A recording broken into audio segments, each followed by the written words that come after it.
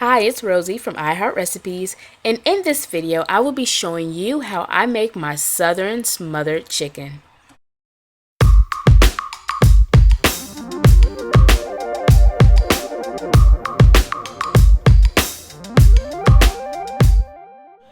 For this recipe, I'm going to be using legs and thighs, and before anything, I made sure that the chicken was nice and clean.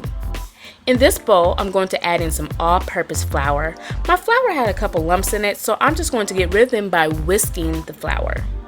So let me tell you all the seasonings that you'll need. I have some salt, some ground black pepper, celery seed, onion powder, garlic powder, and I'll also be using some smoked paprika.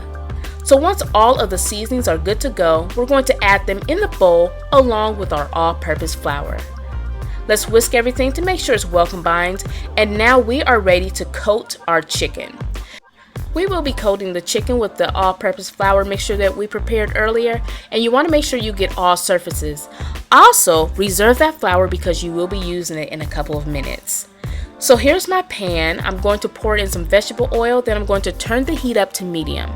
My next step will be adding in the chicken. Make sure you have a pan big enough to fit all of your chicken, otherwise nothing will cook evenly, so keep that in mind. So at this point, we're just trying to brown the chicken and cook it halfway through.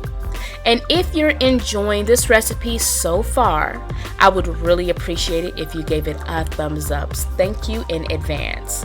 So the chicken is partially cooked. We're going to have plenty of time to cook it some more, so don't worry about that. Just remove it from the pan, leave the oil in there, and now we're going to saute up some onions.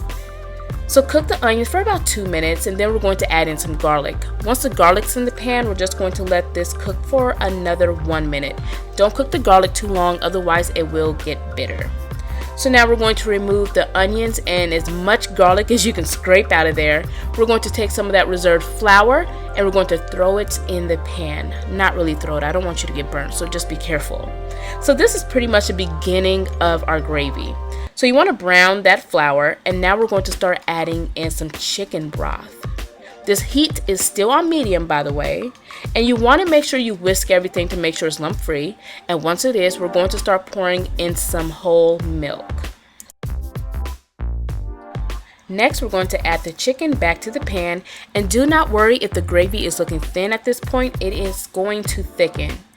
So now the chicken is back into the pan. We're going to add our garlic and onions to the pan as well.